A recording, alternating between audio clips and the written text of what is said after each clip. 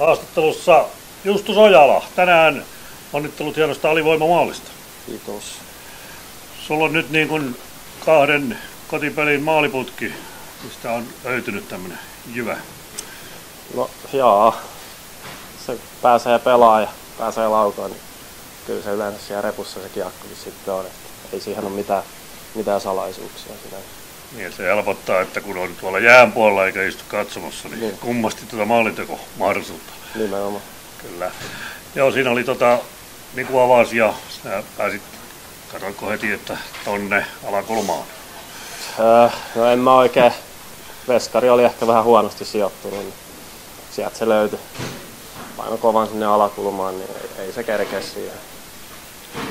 Onko sun, nyt olit alivoimalla, mutta onko sulla niin kuin rooli yleensä, kuinka sä oot nuorissa, onko sä ollut enemmän niin kuin hyökkäävä vai puolustavampi hyökkääjä? No, junnuissa on aina käytännössä pelannut niin kuin ylivoimaa että alivoimaa molempia, että nyt on ollut se rooli alivoimalla, mutta en pane pahakseni, jos ylivoimallakin on, että ei se mikään uusi paikka olisi, mutta tällä hetkellä on tuohon tyytyväinen ja pelataan ne vaihot, mitä saadaan.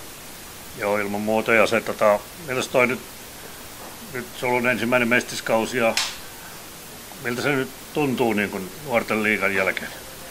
No on tuossa pieniä eroja, on paljon kovempaa kamppailua ja vähän kovempi vauhti ja jonkun verran järkeäkin ehkä vähän enemmän näissä peleissä, mutta samaa jääkiekkoa se on kuin aina ennenkin, ei se mitään ihmeellistä. Joo, nyt lähdetään huomenna sitten Keravalle, miltä se fiilis pelata siellä, kun on tämmöinen vähän niin kuin Helsingin Jokerit tulee vastaan, että mikä on palannut nyt Suomen sarjoihin ja kovalla hypetyksellä tässä sarjassa mukana. No varmasti tulee hieno peli, että halli on täynnä ja meteli on kova, niin mikä se hienompaa kuin mennä sinne ryöstöretkelle sitten. Jes.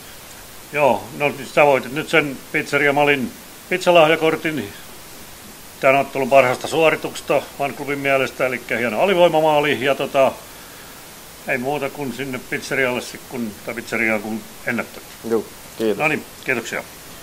Tänään Pallosaaren avausmaalin teki Mikael Tapio. Onnittelut kauden ensimmäisestä pelitilanne maalista täällä Mestiksessä. Kiitos.